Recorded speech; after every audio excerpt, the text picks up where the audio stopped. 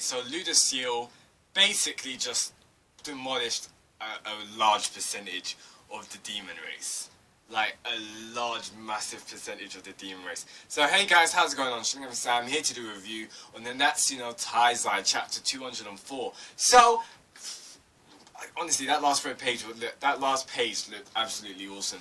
I've realised from these past couple of chapters, I believe it's only 2 chapters since the 10 Commandments have come in, but I've realised we're getting a bit of focus on Derriere, and I'm liking that. It seems like we're getting the most focus on Derriere and Montpellier, I believe. So I think that's awesome because obviously in the current timeline we've had a lot about them. We've had a lot about them. That doesn't even make sense. Come on, we've had a bit about them. We've found out a bit about them with their characters.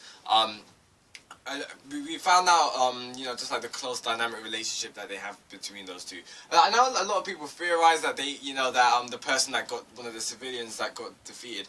I know some people were thinking it was like their child or something, meaning like they're like not husband, but like they're together, something like that. But we find out in this chapter it's actually a sister.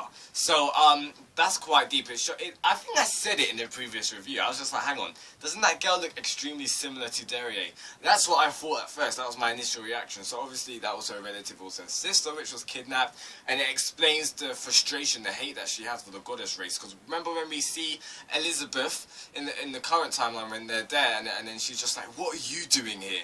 And like she is so furious. That's when what's his name?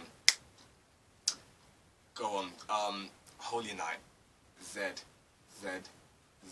Zaltros. That's when Zaltros is there as well. Holy Knight Zaltros, I believe.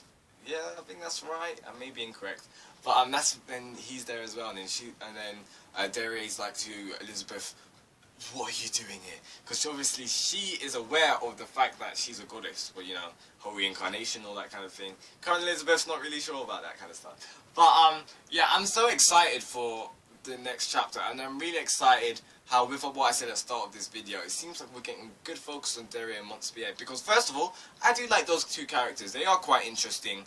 I'm interested in their dynamic. They've got a close relationship, like they're always together, like, so I'm interested. I want some insight on that, but yeah, I do think the art's gonna kind of focus on those 2. Maybe not much Maricela or Galen, because it's freaking Galen's dead, same Maricela. But maybe a bit more Fraudrin. I want more Fraudrin, especially with the way he got dealt with Meliodas. So I'd like more of that. But either way, this chapter was pretty awesome. Because we did see like this giant arc, this massive ball of like energy, pretty much. It seemed like it. So I'm gonna this is from how I interpreted it. I may be wrong, but I read it quite quickly. So the giant arc. Okay, the demons that are captured, they're kept in like in a stasis, in a liminal state between dead and alive. So this giant arc is kind of like absorbing their energies, absorbing their magic, which it seems, and obviously this is killing them. It's basically sucking them dry, pretty much. That's how it's kind of killing them. So obviously it's a bad way to go. It really is. It's quite evil as well, which obviously just contrasts with the goddesses. Now, when I was reading this chapter, I really kept thinking to myself, is the entire goddess clan evil, or is it just like Ludacil? Now it makes me believe with the introduction of 2 more great angels, so there's going to be 3 next chapter that we'll be seeing. It makes me think the way that they were portrayed and the way that they were presented, they seemed quite evil as well. They're like, do not fret, you'll meet your friends very soon.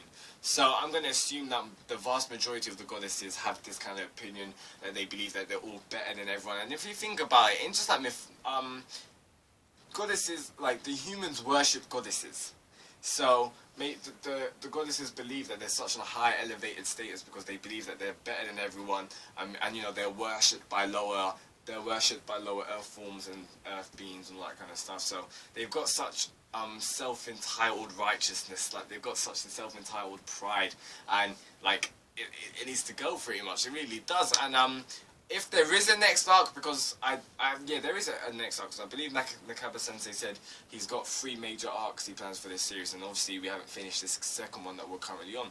So if the next arc, if it is about the goddesses, then I cannot wait till Meliodas, just puts some pain on Ludacil and all the other great angels, and like puts them in their place, because that is going to be so satisfying from a reader's standpoint. So when I read this chapter, this is one thing which like it just made me think, like, seriously, is King making the same mistake? I may be incorrect here, but Glock Senior, obviously King, is following Meliodas.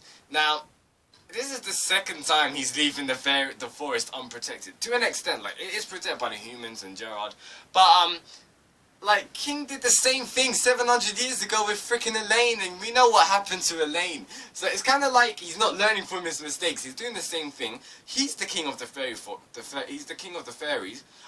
He's the king of the forest, so he should be guarding it. He should be protecting it. He should be leaving it to humans. So when I saw that, I was just like, King, that's a really bad play on your part. You've made a mistake, in my opinion. Now with Dolor, Diane going over, I'm intrigued to how this is gonna be. Obviously, Derry in this chapter didn't knock out, but did land a punch on Elizabeth.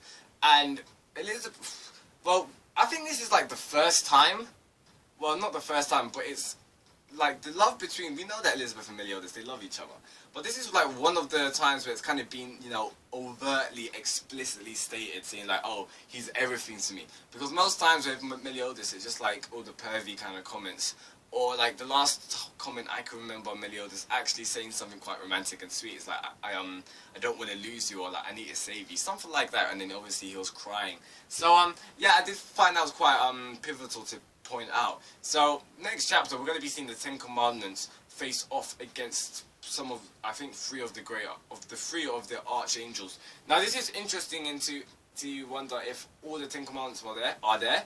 Because it seems like they're not. If there was, we should be seeing Zeldris, we should be seeing Escanor, we should be seeing all the other Ten Commandments as well. So I'm intrigued to where they are. Maybe they're going to come later on, like as reinforcement. Obviously, it's Archangels, and even the way that, what I found interesting is the way Montpellier and the way that their Ten Commandments, they were addressing the Archangels as well. So they're aware of their power. And remember when Derry was fighting, what's her name? Nerobasta, Montpellier was saying if an Archangel came, you would have been in real trouble. So it's been implied that the Archangels, their power is above the Ten Commandments.